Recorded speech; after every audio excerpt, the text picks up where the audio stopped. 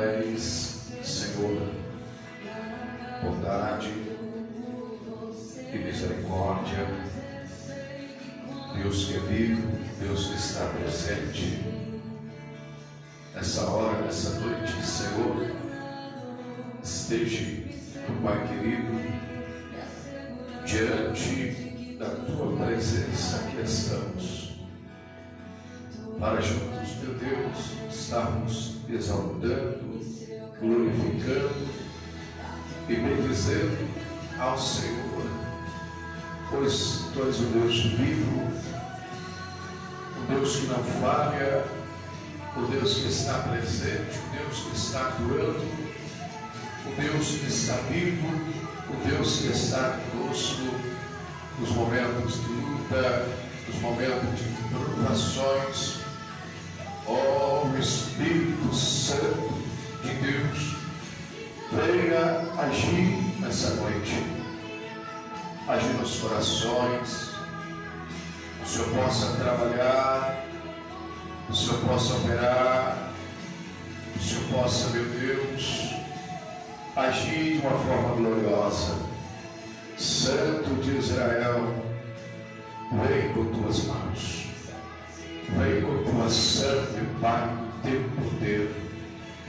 Senhor Deus, sabemos que estamos em um período, meu Deus, que muitos cristãos, muitos filhos, servos, que outrora te adorava, que outrora estava em tua presença, mas agora foi vencido, iludido. Ó Espírito Santo, ó Pai querido, Pai amado, estenda tuas mãos sobre este lugar nessa noite. Estenda tuas mãos, meu Deus. Anima o teu povo, a tua igreja, que o Senhor possa, meu Deus, agir de uma forma gloriosa, de uma forma extraordinária nessa noite, culto de ensino da palavra, onde nós, meu Deus, estaremos te adorando, te bendizendo, Senhor Deus, pois aquele que vive, aquele que está vivo, aquele que está presente em nossas vidas, é Deus, é Senhor, é Rei por excelência.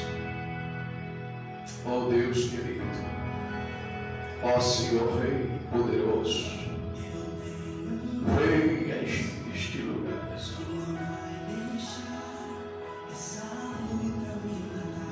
Senhor Deus, Pai querido,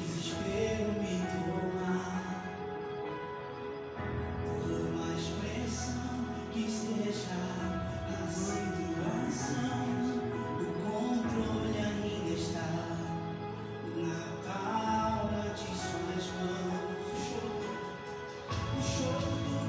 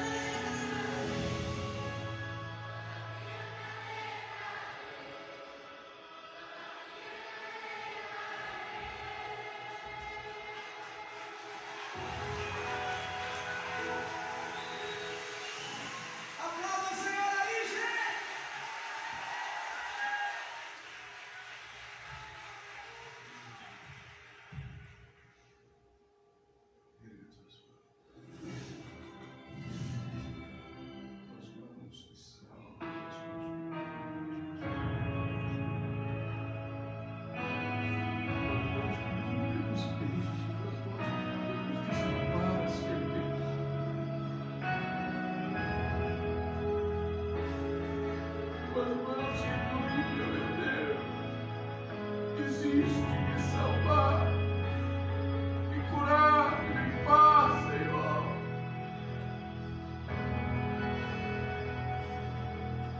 Meu Deus, Senhor e da glória, o desespero me tomar. aleluia. Que esteja a situação, o controle ainda está. Bate suas mãos, o choro da noite, mas a alegria, ela vem pela manhã. Eu creio,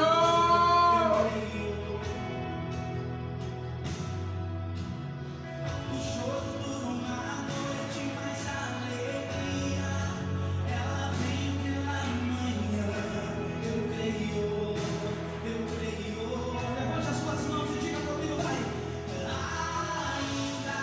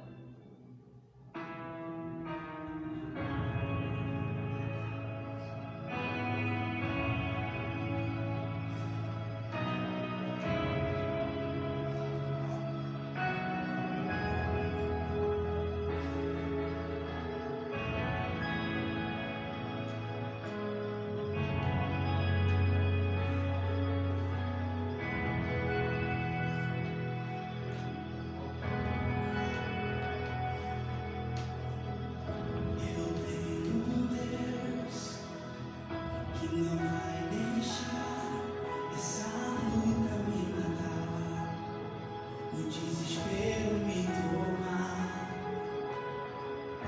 Por mais pressão que esteja a situação, o controle ainda está na palma de suas mãos.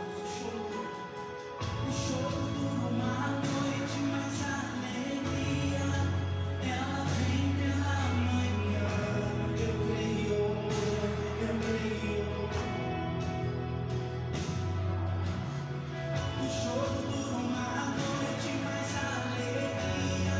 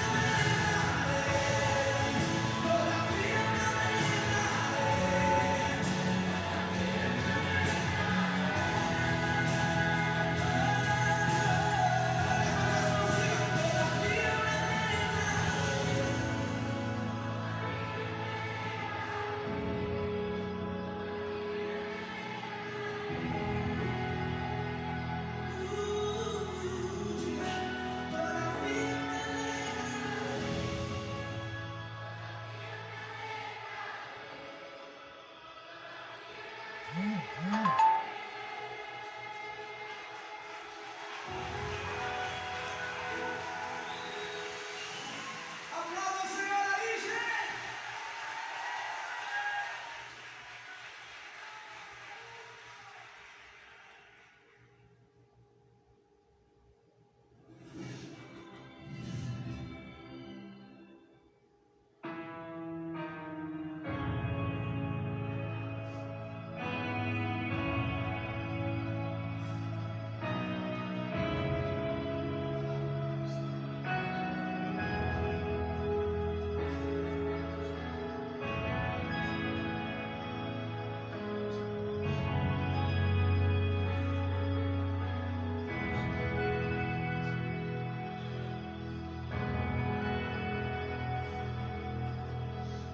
Eu tenho um Deus que não vai deixar essa luta me matar, o desespero me tomar.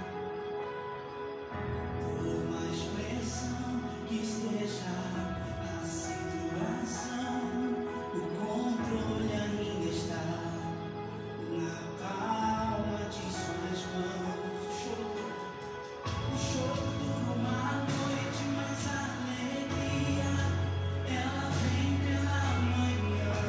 Eu creio, eu creio. O choro dura uma noite, mas a alegria ela vem pela manhã. Eu creio, eu creio. Levante as suas mãos e diga comigo, vai. Ainda.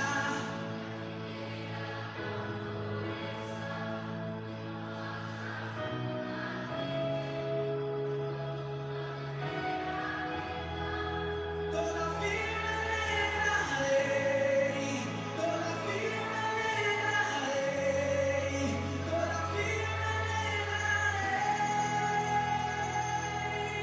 todavia me alegrarei, todavia me alegrarei, todavia me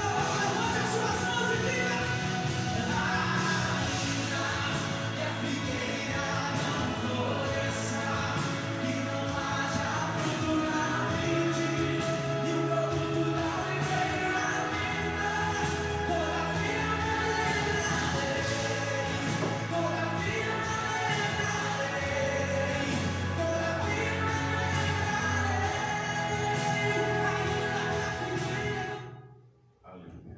Graças a Deus.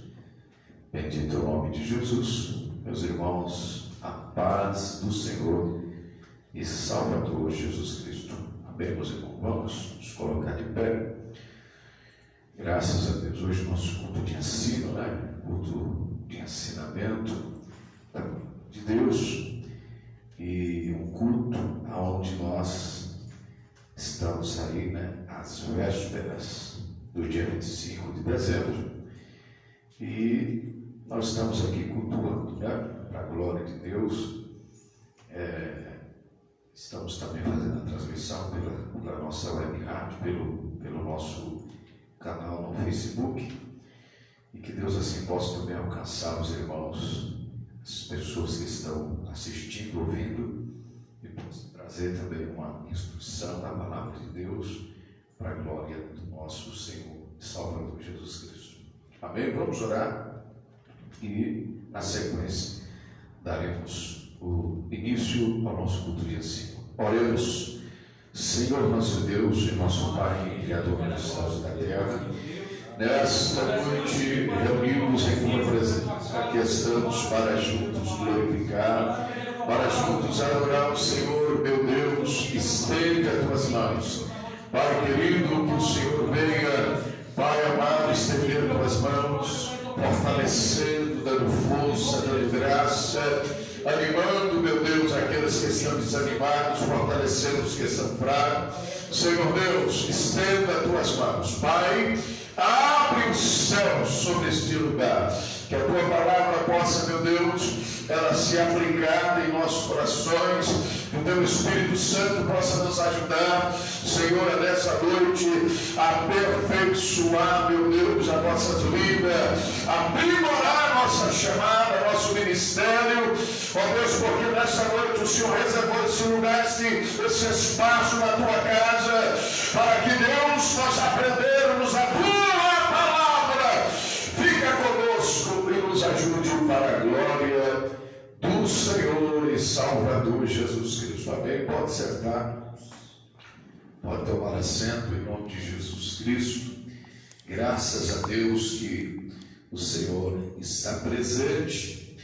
E se Ele está presente, irmãos, estamos privilegiados de ter o Senhor nessa noite, nessa casa, para a glória do seu nome. Graças a Deus, né?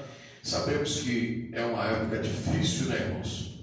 E esse ano também não foi um ano fácil, pois estamos ainda vivenciando aí a pandemia, né? E muitas pessoas se foram, muitos deixaram, né, o convívio familiar, e muitos foram recolhidos e vieram a óbito. E foi um ano que a terra ela se lamentou, né? Foi um ano que a terra ela se vestiu de luto, para que assim, né, venhamos também ter respeito a essas pessoas, a essas famílias, né, esses familiares. De costume nós fazemos o culto dia 24 e fazer virada, né? E esse ano a gente não vai fazer, a gente vai fazer o culto normal, o culto de ensino, e orar, né? Orar por essas famílias. Muito agora estão procurando lugares para festejar, né? Outros procurando famílias, outros, né? Então, afoito, essa é a realidade. E muitos estão chorando e se lamentando, né? Muita gente estão trancados em casa porque perdeu o pai, perdeu a mãe, perdeu o filho, perdeu a filha, estão se lamentando. E a gente, como cristão, nós estamos também em sentimentos. Graças a Deus não perdemos, ou ninguém veio a óbito aqui nessa casa, nessa igreja, mas muitos irmãos também partiram, muitos servos de Deus partiram, e a gente também temos que ter o sentimento, né, irmãos, para esses familiares, esses entes queridos, né, que assim perderam os seus parentes, e a gente temos que também ter o sentimento por eles, né? Meus irmãos, hoje nós vamos prosseguindo com o nosso tema, né? Toda quinta-feira nós temos um tema, e o tema hoje é Cristologia, né? Cristologia é uma matéria, é um assunto que a gente vai falar, ou já trata, que é acerca do conhecimento de Cristo. Essa é uma matéria que ela vai falar acerca de Cristo, acerca do seu nascimento, como foi, acerca da sua natureza divina, humana, o ministério de Cristo em si, né? Bom, mas nós já iniciamos e já falamos sobre essa matéria, então hoje nós vamos fazer o remate final. Eu quero convidar os irmãos que abram o texto sagrado de Mateus capítulo 22, Evangelho de Mateus capítulo 22, e o seu versículo de número 41, para a glória de Deus. Amém, queridos irmãos? Louvado seja o nome do Senhor Jesus Cristo, né? Evangelho segundo escreveu o evangelista Mateus, capítulo 22. Iremos ler a partir do versículo de número 41, para a glória de Deus. Amém? E estando reunidos os fariseus, interrogou Jesus, dizendo: que pensais vós do Cristo? De quem é filho? Eles disseram-lhe: de Davi. Glória a Deus. Então, o texto diz aqui que quem havia interrogado foi Jesus Cristo. Jesus que interrogou. Interrogou quem? Os fariseus. E nós sabemos que era um grupo de pessoas religiosas. Pessoas que praticamente combatiam a fé em Cristo. Combatiam os preceitos do Evangelho salvífico de Jesus Cristo. E Jesus imediatamente ele faz o interrogatório. E qual foi o interrogatório que Jesus fez? Ele diz: que pensais vós do Cristo? De quem ele é filho? E o que eles disseram? Filho de Davi. Então é aqui que nós temos como base para nós falar um pouco acerca da vida de Cristo, da importância de nós conhecer a sua história genealógica, a importância de nós sabermos a origem e também as profecias que está inserida no Evangelho, que está inserido também na palavra de Deus no Velho Testamento, falando acerca de Jesus Cristo. Amém? Então vamos falar sobre a origem humana de Jesus, né? Jesus ele é também um ser humano e era necessário que ele fosse um ser humano para poder entender o processo de salvação dos nossos ou de todos aqueles que acreditam nele. Antes de ser homem, Jesus era Deus. Por que era Deus? Porque está escrito, Evangelho de João, capítulo 1, diz que no princípio ele era o Verbo. E o Verbo estava com Deus. Então, é um texto que está provando a existência de Jesus bem antes da manifestação, da encarnação de Jesus na terra através do nascimento virginal. Então, antes de ser homem, Jesus era Deus. E sua humanidade é compreensível em muitos aspectos à luz da sua divindade. Eu queria estar compartilhando mais alguns textos com os irmãos. Está no Evangelho de João, capítulo 20. Vamos abrir a palavra de Deus, meus santos irmãos, para a gente consultar. Evangelho de João, capítulo 20, versículo de número 25 até o 27. Vamos ver aí acerca Jesus será um homem para sempre. Jesus será um homem para sempre. Evangelho de João, os irmãos acompanhem o texto, no seu capítulo de número 20 e o versículo de número 25. Irmãos. Jesus é bom o tempo todo. Evangelho de João, capítulo 20, versículo de número 25 ao 27. Glória a Deus. Todos que acharam, diz amém. 20, versículo 25 até o versículo 27. Disseram-lhe, pois, os outros discípulos: vimos o Senhor. Mas ele disse-lhes: se eu não vir o sinal dos cravos em suas mãos, e não puser o dedo no lugar dos cravos, e não puser a minha mão no seu lado, de maneira nenhuma crereis. 26.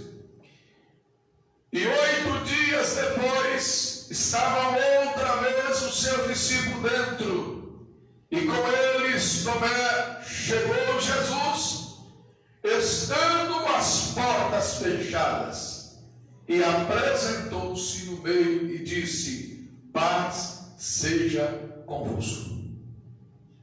Depois disse a Tomé: e vê as minhas mãos. Chega a tua mão e põe ao teu lado. Não seja incrédulo, mas crente. Amém, irmãos?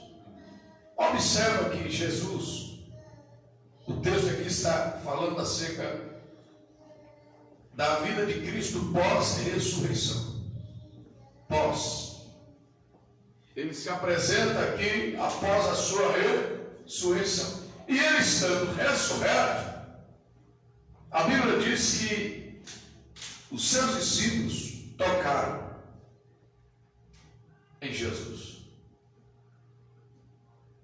Conferiram as marcas dos cravos. Conferiram a marca da lança. Então veja bem, se Cristo ele fosse perder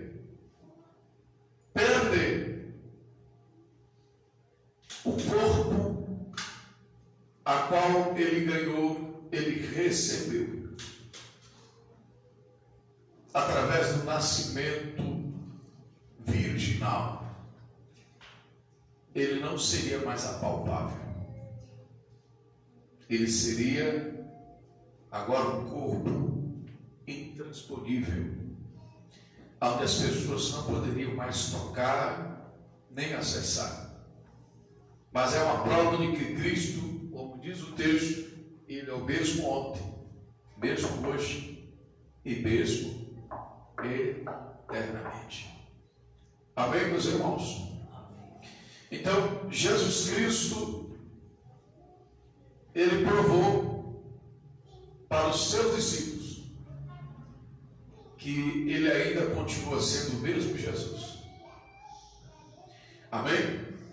Então vamos lá falar um pouco agora da origem da encarnação.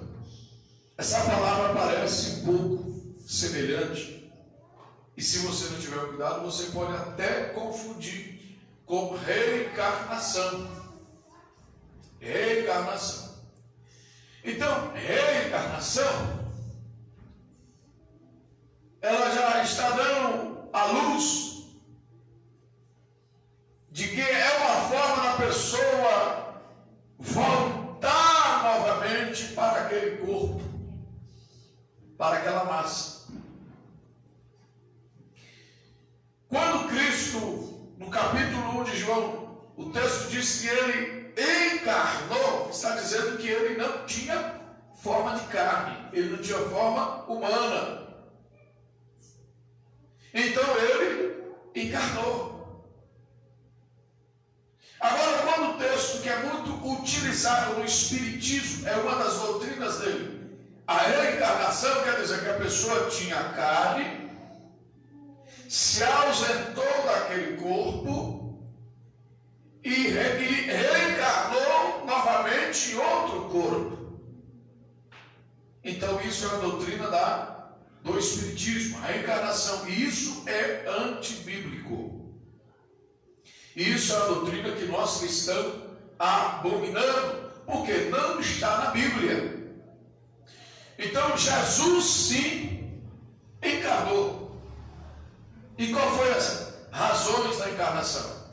Primeiro, execução de um plano redentor. Eu quero estar lendo com os irmãos Gênesis capítulo 3. Vamos ver a primeira profecia acerca do nosso Jesus Salvador. Gênesis capítulo 3. Vamos ver por que razão Jesus ele teve que encarnar. Vamos ver. Gênesis capítulo 3, versículo 15. Veja bem. E porém inimizade entre ti e a mulher, e entre a tua semente e a sua semente, entre tu e a tua semente, sua semente. A semente, olha a profecia, esta te ferirá a cabeça, e tu lhe ferirás o calcanhar. Então Gênesis estava, após a queda, recebendo uma profecia, uma revelação do próprio Deus, dizendo para a serpente, qual foi a voz que Deus proferiu para ela? O ato profético da revelação que iria acontecer. Diz que Deus iria colocar a inimizade entre ti e a mulher, e entre a tua semente e a sua semente. Esta, está falando com a semente da mulher, te ferirá a cabeça, e tu ferirás o calcanhar. O que o texto está dizendo no ato profético? De que a semente da mulher, por isso que era importante. Às vezes as pessoas não entendem, mas por que Jesus teve que nascer no ventre de Maria? Para se cumprir a palavra, para se cumprir o ato da revelação de Deus. Da semente da mulher viria um que iria esmagar a cabeça da serpente. E o ato que o próprio Deus disse que a serpente iria ferir a semente no calcanhar. Quando Cristo é levado na cruz, ele foi ferido, foi moído, mas ao terceiro dia ele ressurge e ele esmaga a cabeça da serpente. Representação da tipologia. Serpente quer dizer Satanás, diabo. Então o inferno ele sofreu quando Cristo ele ressurgiu ao terceiro dia. Amém, queridos? Então, razões da encarnação. Por que Jesus teria que nascer, encarnar em forma de homem? Primeiro, para a execução de um plano redentor. Gênesis já estava prevendo. Agora vamos para Gálatas, o seu capítulo 4, epístola aos Gálatas, capítulo de número 4. Aleluia. Esse é um assunto muito bom, rico, tremendo, e requer bastante atenção para o nosso aprendizado. Gálatas capítulo 4, versículo 4 diz: mas vindo a plenitude dos tempos, Deus enviou o seu Filho, nascido de mulher, nascido sobre a lei. Então o texto diz que Jesus, vindo à plenitude dos tempos, Deus enviou seu Filho, nascido de... Lembra aí da profecia? Viria da semente da mulher que esmagaria a cabeça da serpente. Vamos lá, razões. Segunda razão da encarnação: revelação do amor de Deus Pai. Evangelho de João capítulo 1, queridos, e o versículo de número 18. Aleluia. Evangelho escrito por João, não é o João Batista. Pode ler? Verso 18, por favor. Deus nunca foi visto por ninguém. O Filho unigênito que está no seio do Pai, esse o revelou. Meu Deus do céu. Olha só, e como crer em um tipo de doutrina que é consideravelmente unicista. O texto aqui está dizendo que há pessoas distintas, e a doutrina unicista diz que não há distinção de pessoas. texto onde foi lido, a igreja leu, diz: Deus nunca foi visto por alguém.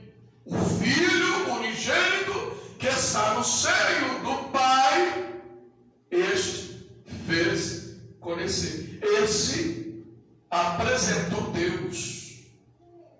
Jesus, em outras passagens, ele diz: aquele que vê a mim, vê o Pai. Então, esta é a segunda razão para a encarnação, a revelação do amor de Deus Pai. Mateus capítulo 5, versículo de número 45. Mateus capítulo 5, versículo de número 45. Quem achou? Veja bem o que diz o texto: para que sejais filhos do Pai, que está nos céus, porque faz que o seu sol se levante sobre maus e bons, e a chuva desça sobre justos e injustos. Qual é a revelação do amor de Deus? Deus é tão maravilhoso que isso jamais podemos mudar.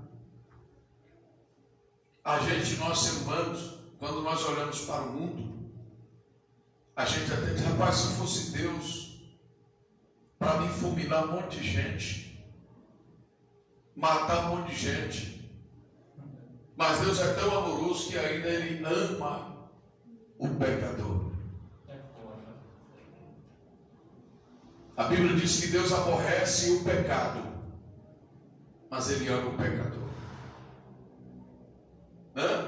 Imagine Deus chegando com a sua visão, com a minha visão, chegando no presídio, diante de tanta gente que fez tanta coisa errada, né? Que matou, estrupou, fez tanto crime, matava todo mundo.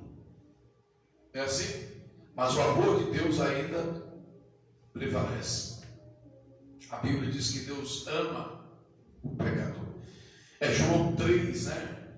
O texto áureo do Novo Testamento, João 3,16. E Deus amou o mundo de tal maneira que deu seu Filho unigênito, para que todo aquele que nele crê não pereça, mas tenha a vida eterna. Amém? Vamos para a terceira razão da encarnação. Terceira razão: a aniquilação do pecado no mundo. Primeiro, porque não tinha solução. Não tinha. Deus já havia proposto tanta forma de remissão, mas o homem nunca foi fiel. Deus havia proposto tanta forma de estar remindo o pecado dos homens, mas os homens, eles nunca permaneciam fiel a Deus. Então, a terceira razão, a aniquilação do pecado no mundo. Mateus 10, versículo 45, irmãos. Ó, Mateus 10,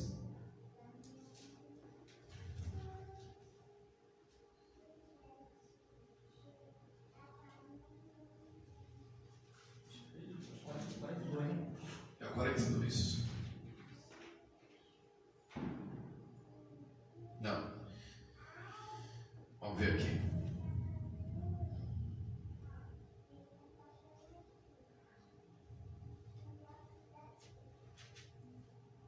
Glória a Deus.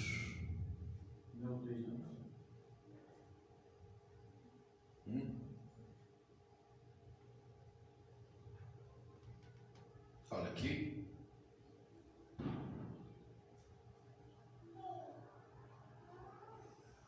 Vamos ler aqui, irmãos.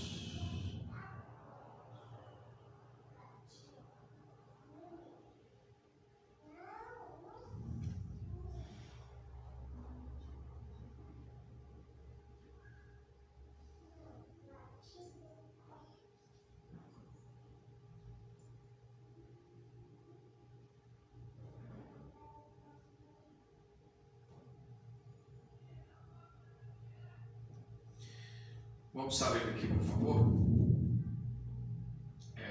O 32.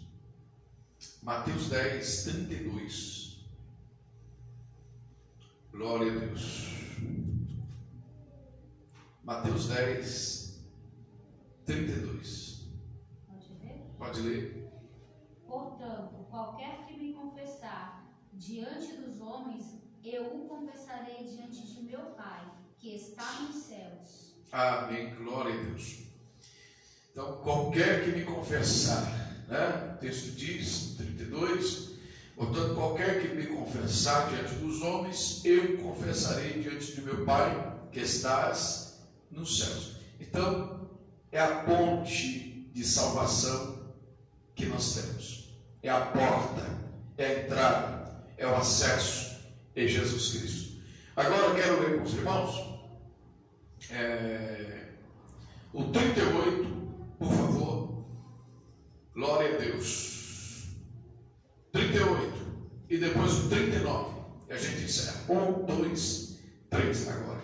E quem não toma a sua cruz e não segue após mim, não é digno de mim. Aleluia. Quem achar a sua vida, perdê-la-á. E quem perder a sua vida, por amor de mim, achá-la-á. Aleluia. Está vendo? Então, o texto diz que Jesus, ele foi a única maneira, a única forma, o único caminho que os homens encontraram para salvar a sua vida. Então, esse é um negócio muito sério, irmãos. Muito sério. Primeira carta de Pedro, capítulo 1, versículo 19. É bom você anotar os textos para também você meditar em casa, estudar com mais tempo, tá? 1 Pedro, capítulo 1. Graças a Deus que nos dá a vitória. Primeira carta de Pedro, capítulo 1, versículo de número 19. Amém, queridos? Ó. Mas com precioso sangue de Cristo, como de um cordeiro imaculado e incontaminado. Amém? O texto de Pedro aqui diz que nós, sabendo que não foi com coisas corruptíveis, como prata, ouro, que fosse resgatados da vossa maneira de viver, vã maneira de viver, e nem por tradição recebeste dos vossos pais, mas foi com o precioso sangue de Cristo. Né? Hoje eu vi uma postagem, e na postagem a pessoa estava comparando, tinha um Papai Noel, né? Com um saco nas costas, e Cristo com a cruz nas costas. E a frase da pessoa diz: eu vou levar presente, vários presentes para todo mundo. E na caricatura, a representação de Cristo, né, no desenho, na figura, dizia assim: eu vou levar um único presente. Eu já levei um único presente, e esse presente servirá para todos. Ou seja, a salvação de Cristo, ela é para todos os homens, mas são poucos que reconhecem. São poucos que devem ou entregam a vida para Ele. Quem é que quer renunciar? Quem é que no dia de hoje, alguém que está eufórico por questão do Natal, ele quer renunciar e dizer: hoje eu vou servir a Cristo, eu não vou mais beber, eu não vou mais estar tomando cerveja, vinho, fumando. O grande problema do ser humano é esse. Se perguntar quem é que crê em Deus, todos acreditam. Você tem Deus na vida? Tem um Deus, lógico, eu creio em Deus, mas e pegar a sua cruz e seguir? E renunciar a si mesmo, são para poucos. são só para aqueles que realmente entregaram a sua vida de corpo, alma e espírito a Jesus. Vamos para a quarta razão da encarnação. Quarta, a destruição das obras do diabo. A destruição das obras do diabo. O livro do Gênesis, capítulo 3, verso 15, falamos acerca de quê? Da semente da mulher viria um que esmagaria a cabeça da serpente. Profecia. A história vai dizer que quando Jesus é crucificado, ele é levado para o Monte das Caveiras, ou o Gólgota. E a história diz que quando Davi, presta atenção, ele derruba o gigante, ele corta a cabeça do gigante. A história diz que aquela cabeça de Golias é levada e colocada sobre o Monte das Caveiras. Era costume. Por isso que dá-se o nome de Gólgota. Gólgota quer dizer o quê? Crânio.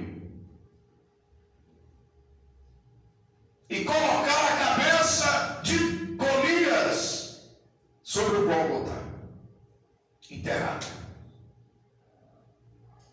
E quando a cruz de Cristo chega, ela chega ficando, tiveram que cavar e tiveram que colocar a cruz, ou seja, se cumpriu a revelação do texto, que sobre a semente da mulher viria um que esmagaria a cabeça da serpente. Então o Gólgota, na verdade, não é um sinal de derrota. Para muitos pode representar tristeza, infelicidade, mas para nós cristãos representa vitória. Foi do Gólgota que veio a nossa vitória. Foi do monte da crucificação que recebemos a revelação do Pai. Hebreus capítulo 2, versículo 14 e 15, por favor. Hebreus capítulo 2. Nós estamos aí com irmãos acessando, ouvindo, acompanhando o nosso culto via Facebook e também pela web rádio, né? Sinai Music. Estamos aí, alguns irmãos de outros estados estão também atentos. Capítulo 2 de Hebreus, versículo 14 e 15 vai dizer: e visto como os filhos participam da carne e do sangue, também ele participou das mesmas coisas, para que pela morte aniquilaste o que tinha o império da morte. Isto é, quem? O diabo. O diabo. Tem pessoas que têm medo, né, de falar esse nome. Tem pessoas que ficam com medo, que ficam atemorizadas. Tudo bem, você não vai tentar a Deus. Você não é maior do que Deus. Mas Cristo já venceu por nós. O texto diz que, e visto como os filhos participam da carne e do sangue, também ele participou das mesmas coisas, para que pela morte aniquilasse o que tinha o império da morte, isto é, o diabo, e livrar-se todos os que, com medo da morte, estavam por toda a vida sujeitos a servidão. Então hoje nós não tememos a morte, porque nós não estamos debaixo do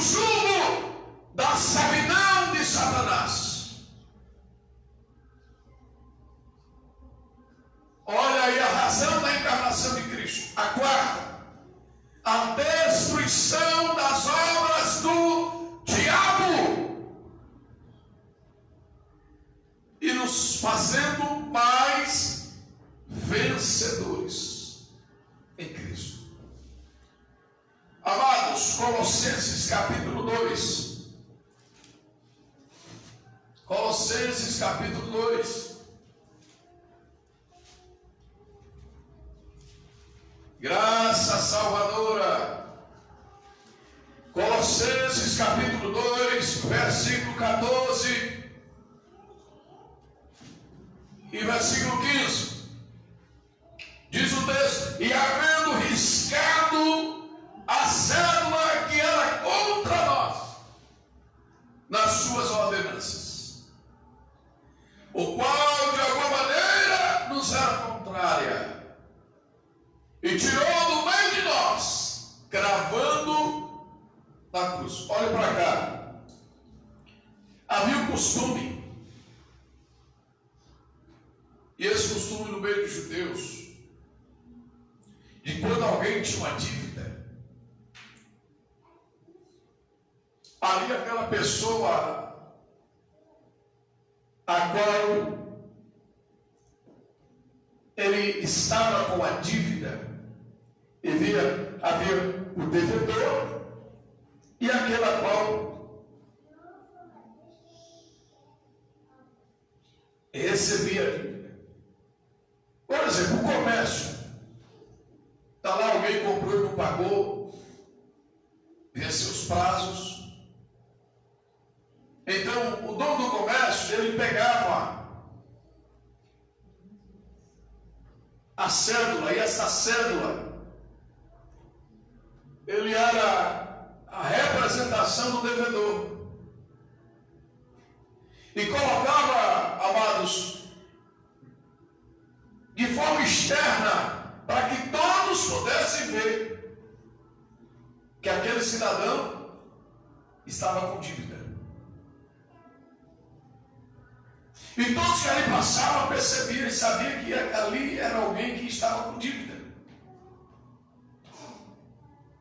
Aquele homem só tirava aquela cédula quando realmente ele ia lá e pagava a sua dívida com juros e comissão.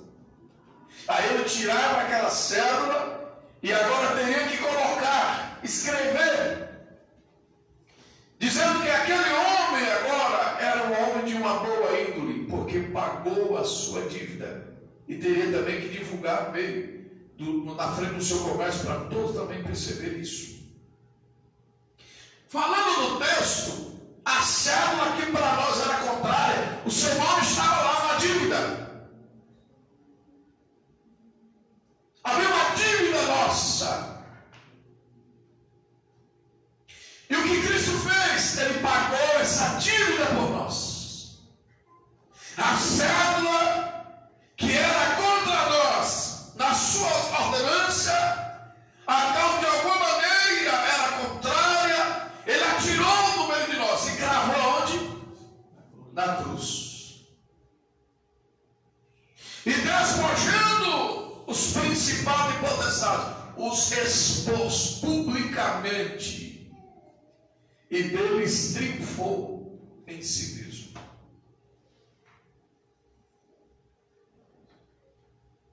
É a razão da encarnação. Cristo destruiu todas as obras do diabo.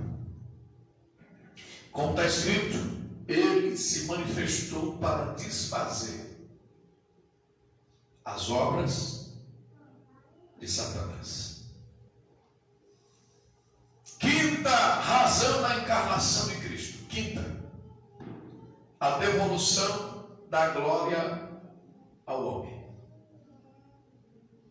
A devolução da glória ao homem. Mas qual sentido? Qual sentido? Aqui não estamos falando da glória de Deus. Não estamos falando disso. Estamos falando do acesso hoje que temos diante de Deus. Porque isso nós não tínhamos. O pecado tirou isso de nós. No momento que caímos, no momento que Adão cai, a figura humana nossa também cai no Éden. E se desvincula de Deus. nos tornando inimigo de Deus. A Bíblia diz que Cristo agora reconcilia o homem com o Criador. Então devolveu novamente o acesso, o privilégio, a glória. Evangelho de João, capítulo 15. Evangelho de João.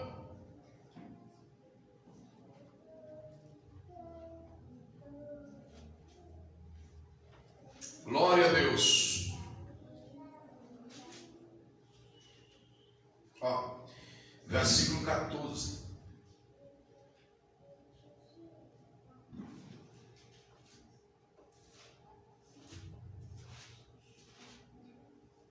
Ó, vós sereis meus amigos se fizerdes o que eu vos mando. Já vos não chamarei servos, porque o servo não sabe o que faz o seu senhor. Mas tenho-vos chamado amigos, porque tudo quanto ouve de meu Pai vos tenho feito conhecer. Veja aí a restauração da comunhão do homem para com Deus. Jesus disse que ele não iria chamar mais de servo. Por quê? O servo, ele não compartilha dos segredos do seu Senhor. Ele não sabe os planos, a ideia, o projeto do seu Senhor.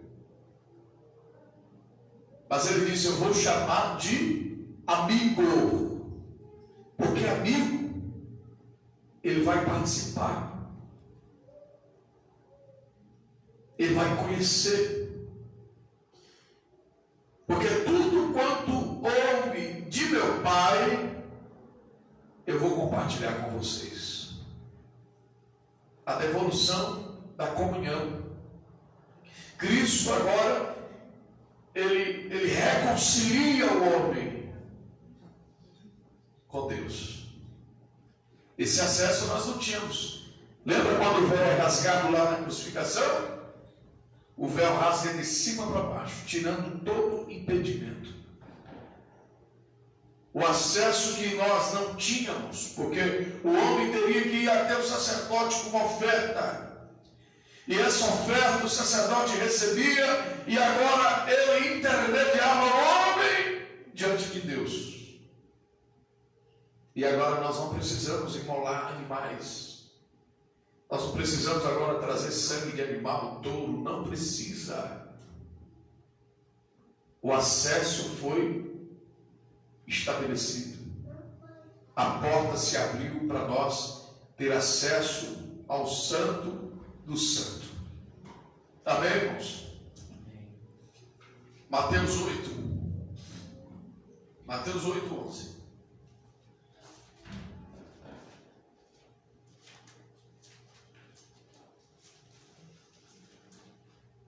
Mateus 8, 11. Mas eu vos digo que muitos virão do Oriente e do Ocidente e assentar-se-ão à mesa com Abraão, Isaque e Jacó no reino dos céus. Está vendo? Muitos virão do Oriente, do Ocidente e assentar-se-ão à mesa com Abraão, Isaque e Jacó no reino dos céus. Amém, irmãos? Então participe do que Deus ofereceu e entregou para você. Amém? Vamos para o segundo tópico: esperança messiânica. Com a queda do homem, Deus colocou em ação seu plano redentor para a humanidade. Veja o quanto foi o processo. Deus usou 6 dispensações E cada dispensação tinha um propósito de Deus, de aproximar o homem do seu Senhor. Mas como eu falei, o homem sempre foi infiel. E só restou agora o processo de Deus para remir a humanidade só através de Cristo Jesus, nosso Salvador. Qual foi a profecia de Gênesis? Que da semente da mulher viria um que esmagaria a cabeça da... É a profecia. Já foi dito lá, o homem caiu, Deus já lançou o projeto.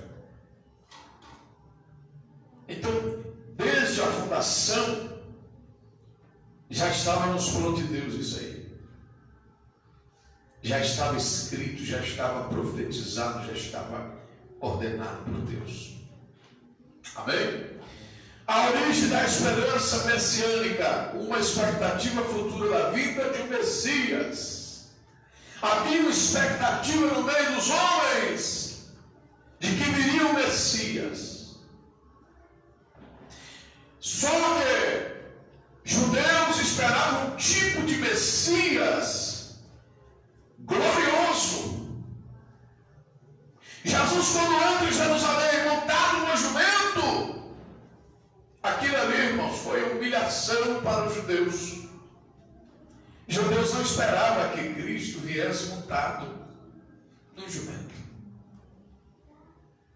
Né? Humilde, sentado comendo com os pecadores, andando com gente doente. Rapaz, isso era vergonha, porque os judeus, a expectativa era outra. Esperavam um camarada, né? Forte, mostrando seu poder e glória. Então, aí quando Jesus começou a pregar acerca do Espírito Santo, falar do Espírito Santo, falar do Pai, aí confundiu a cabeça dos judeus. Os judeus ficou confuso. Amém? Então nós vemos que Isaías, Miqueias já havia profetizado, entendeu? Já havia falado. A maioria dos profetas já havia pincelado alguma visão, alguma revelação de que Cristo viria. Isaías vivendo em um tempo de 700 anos antes do nascimento de Jesus, ele já profetizava, né? Zacarias profetizava, voltou a jumenta que Jesus iria entrar em Jerusalém, ele entraria com filho de jumenta. Então já havia profecias. Então vamos lá, a descrição do Messias. Figura construída pelo profeta Moisés, tá? Um tipo, figura construída pelo profeta Moisés, um tipo. João 3, ó, tipo quer dizer que é um tipo de Cristo, ou seja, ele está usando algumas características de Cristo, né? João, Evangelho de João 3.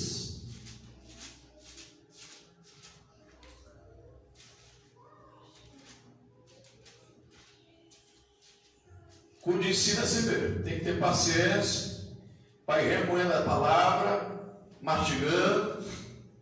3,14, Evangelho de João 3,14. Ó, e como Moisés levantou a serpente no deserto, assim importa que o Filho do Homem seja levantado. Verso 15. Eterno. Veja o texto. Assim como Moisés levantou a serpente, essa serpente, ela foi feita de metal. E qual era a finalidade, meus irmãos, dessa serpente? Todos que olhavam para ela era curado. Quem foi picado por essa serpente, não a metálica, mas a física,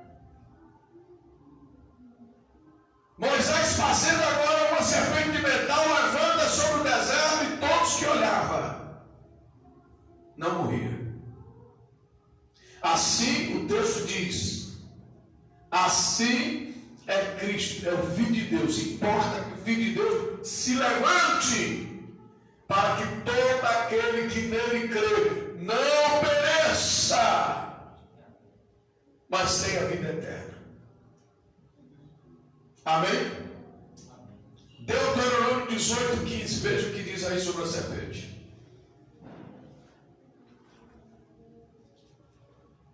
E eu vou revelar um segredo para você, hein? Revelar um segredo. A medicina usa, se você ver lá, a imagem de uma serpente.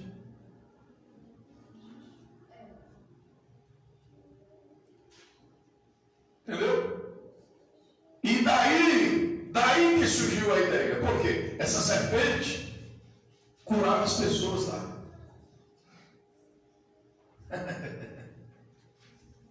18:15. O Senhor teu Deus te despertará o profeta no meio de ti, de teus irmãos, como eu, e ele ouvireis. Observe o texto, que o texto está dizendo acerca de uma promessa de um grande profeta. Deus já estava tomando a boca dos homens no passado para falar da redenção futura. O Senhor teu Deus te despertará um profeta no meio de ti, de teus irmãos, como eu, Moisés falando. E a ele ouvireis. Viu aí uma profecia? Está falando de Cristo. Está falando da constituição de Jesus. O Messias falaria com Deus face a face. É o tipo de Moisés. Moisés é o tipo de Cristo. Por quê? Houve características no ministério de Moisés que tem na vida de Cristo. Moisés constituiu a serpente. A serpente ficou exposta no deserto. Todos que ali chegavam, a serpente era curada. Moisés falava com Deus face a face. Seria legislador. Moisés foi um legislador, um profeta. Moisés, a princípio, ele teve que se envolver também no ministério sacerdotal, na constituição, na separação, na consagração. Moisés é um tipo de Cristo. Então, dentro do Velho Testamento, você vai ver alguns tipos de Cristo. Tipo falando de característica do serviço e da missão. Amém, meus irmãos? Vamos falar continuando sobre a esperança messiânica. A concepção dos apocalípticos.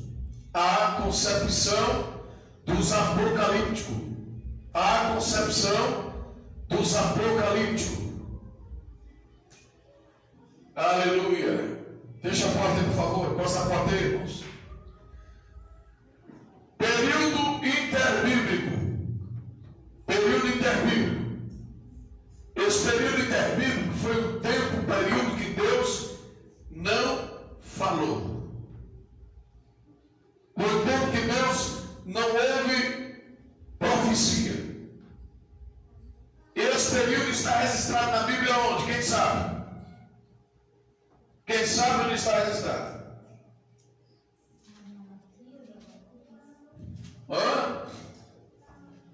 Pega a sua Bíblia e abra. Vai ter uma folha branca. Ela vai estar dividindo. Está entre Malaquias e está entre Mateus. Pega ele, por favor. Por favor. Olha a folha branca aí. Essa folha branca para nós parece que não tem muita importância. Mas foi nesse período, essa página, essa folha, ela está dividindo esse tempo. O tempo de Malaquias a Mateus houve um período interbíblico. Houve um período de silêncio. E esse período durou 400 anos. E nesse período não houve profecia, não houve... Por isso que alguns livros ele foi tirado da Bíblia pentecostal, da Bíblia protestante. Porque é consideravelmente livros que não têm a inspiração de Deus. Por quê? Escrito no tempo interbíblico. E se foi escrito no tempo interbíblico, não teve a inspiração. Então, o canon, era o sistema de conferência, da autenticidade, da revelação do texto, não aprovou. Amém? Vamos lá, concepção dos apocalípticos, período interbíblico, descreve o fim do mundo e o julgamento final da impiedade dos homens. Messias libertador, poderoso, restaurador da monarquia a Israel. Amém? Então, esse foi o período que as pessoas estavam ainda aguardando o Messias. Se você estudar, nesse período houve guerra. Houve uma guerra chamada a Guerra dos Macabeus. Tem até livros, apócrifos com esse nome. Então, comece a estudar um pouquinho para você entender melhor. Então, o cenário estava crítico. O cenário com 400 anos sem Deus falar, Deus estava em silêncio. Aí chega Mateus, Evangelho de Mateus, já começa a registrar a ação de Deus no nascimento de Jesus. Então imagine, isso prova para a gente que Deus não faz nada sem pensar. Enquanto Deus estava para nós, homens na terra, 400 anos sem falar, Deus estava pensando, estava refletindo. Até Deus, é uma analogia minha, Ele procura pensar, Ele procura primeiramente analisar, para depois executar. Não é verdade? Vamos lá. O Messias, concepção do povo, pós-exílio babilônico 537, futura renovação do reino de Deus em Jerusalém, trono de Davi. A profecia era também que haveria um que sentaria no trono de Davi, e o seu reinado não teria fim.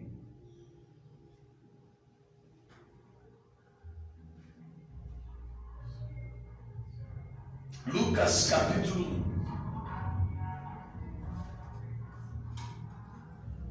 1. Lucas capítulo 1.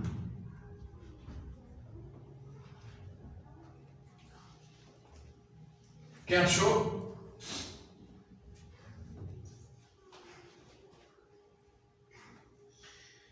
Evangelho de Lucas, capítulo 1, Santos.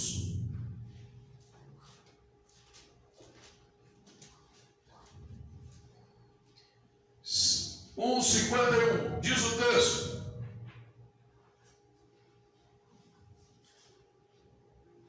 com o seu braço agiu valorosamente e dissipou os soberbos no pensamento do seu coração.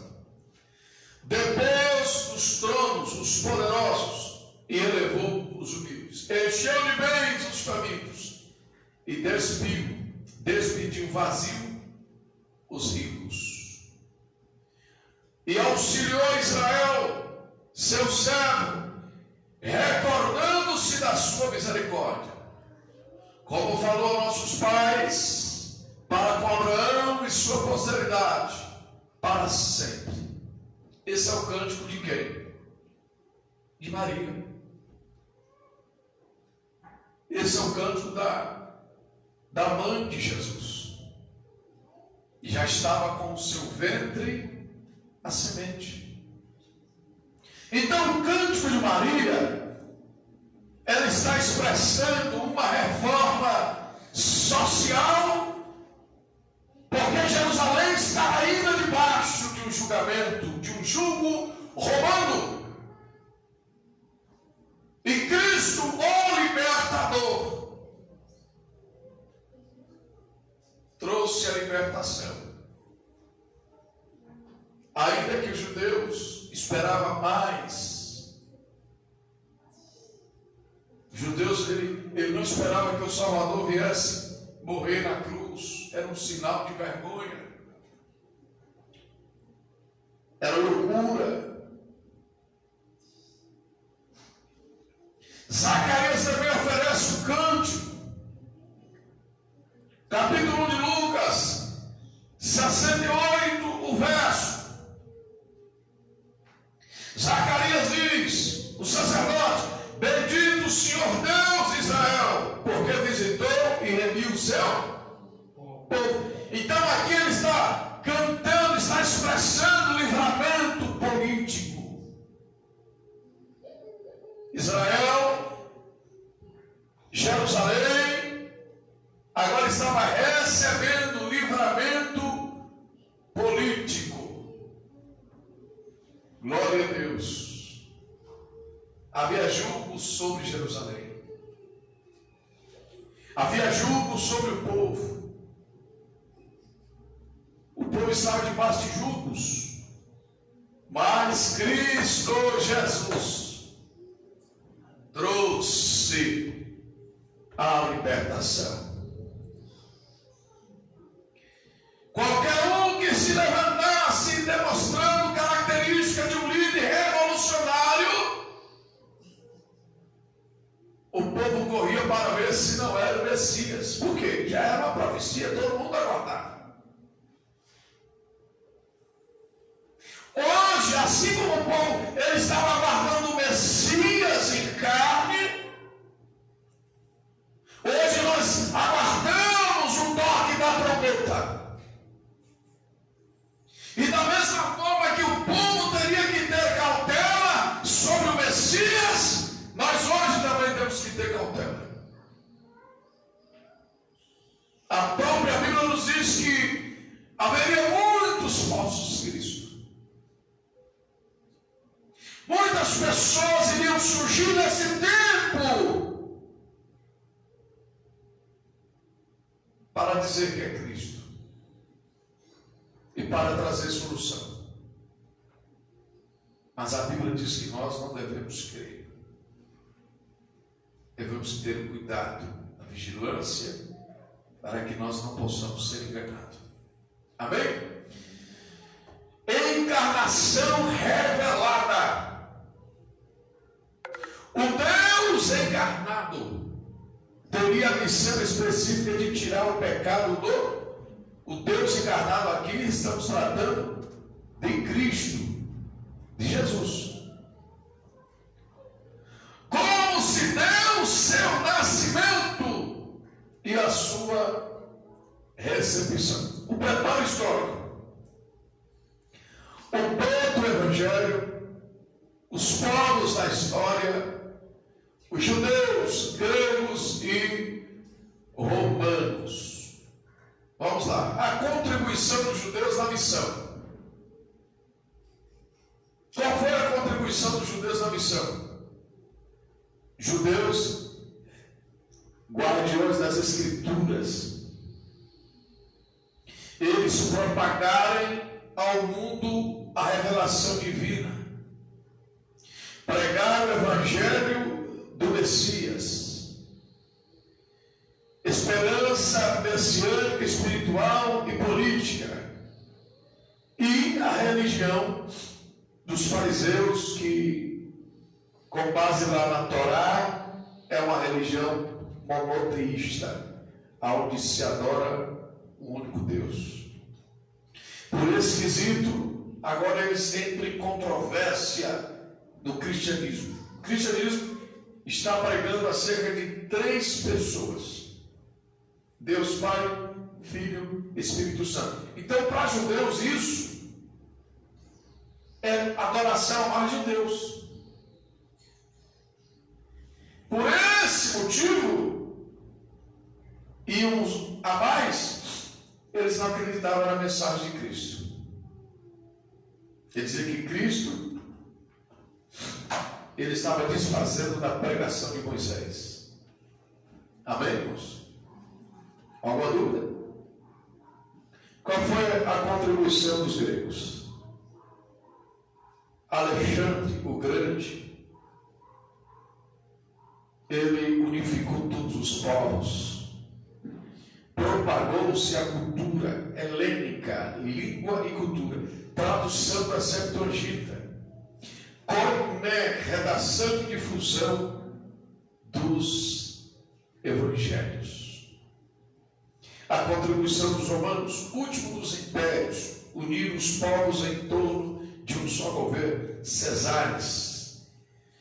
Pax Romana, paz e segurança nas viagens, fim das guerras, progresso rodoviário e intercâmbio entre os povos. O preparo espiritual do mundo. Para os judeus, os profetas e líderes de Israel que ensinavam e educavam. Templos messiânicos de justiça, paz, libertação, perdão, juízo para os inimigos. João, o batizador. Amém?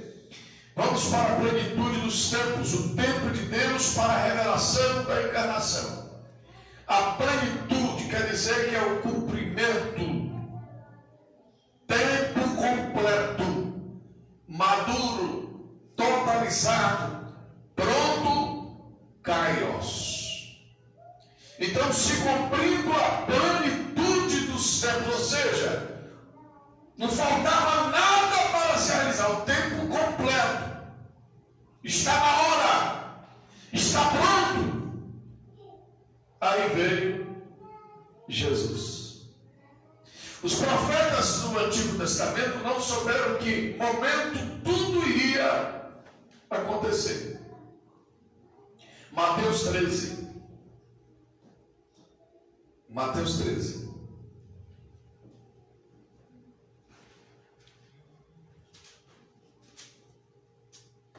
(16, 17). Ó. Mas bem-aventurados os vossos olhos, porque veem, e os vossos ouvidos, porque ouvem. Porque em verdade vos digo que muitos profetas justos desejavam ver o que vós vedes e não viram, e ouvir o que vós ouves e não ouviram. Então hoje nós somos o mais privilegiado nesse aspecto salvífico do que muitos profetas, do Antigo Testamento. Amém? Então, kairos de Deus, o tempo de Deus, trouxe a manifestação, a encarnação de Jesus. Então tinha que ser no tempo certo. E o tempo, quem decide não é nós, não é a circunstância. Se for na circunstância, Deus ele vai te atender toda hora que você está em aflição. Mas Deus primeiro te deixa ser afligido, para depois fazer o que Ele quer. O nascimento virginal seria em Belém da Judéia. Seria onde? Em Belém da Judéia. Teria que ser concebido por uma virgem. que ser concebido por quem? Não era Maria. Tinha que ser uma virgem. Essa é a profecia. Isaías 7,14. Vamos abrir a palavra, por favor. Vamos abrir por quê? Para a gente aprender. Isaías 7,14. Portanto, comigo o Senhor vos dará um sinal, e eis que uma virgem conceberá e dará à luz um filho, e será o seu nome Emanuel. Quer dizer, Deus Conosco. Deus não estava com o povo mais. O povo já estava há 400 anos sem ouvir a voz de Deus. 400 anos.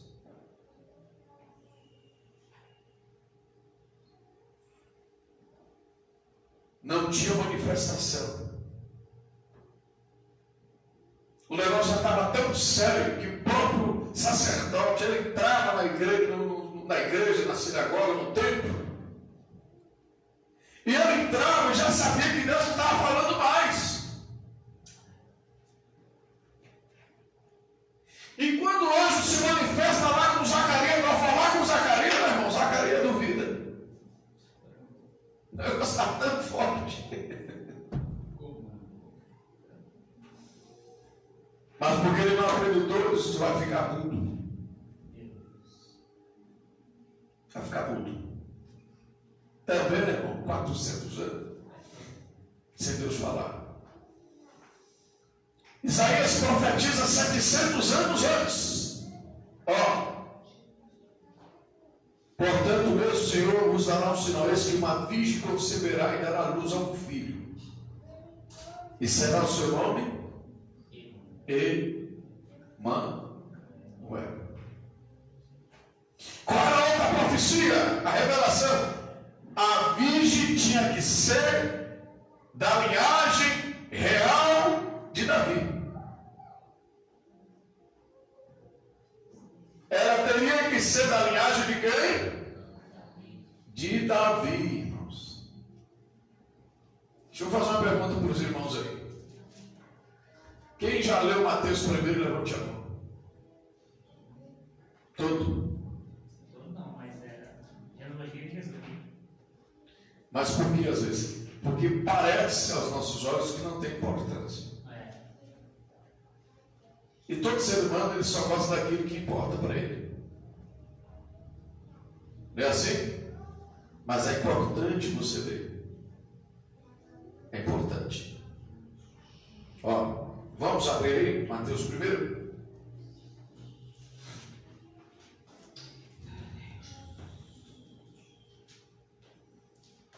Oh, glória a Deus.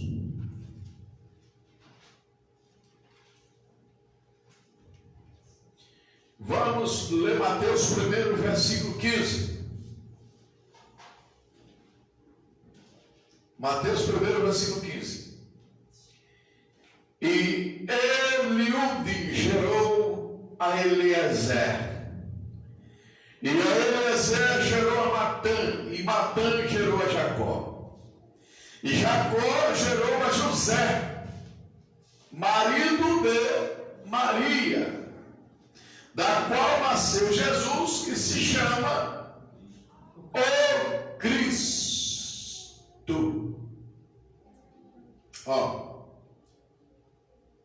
Viu aí? Viu que Maria, José, né? José também da linhagem de Davi. Amém, queridos irmãos? Então veja a importância que é saber a raiz, né? A geração. Pois a profecia era essa, de que a virgem teria que ser da família genealógica de Davi.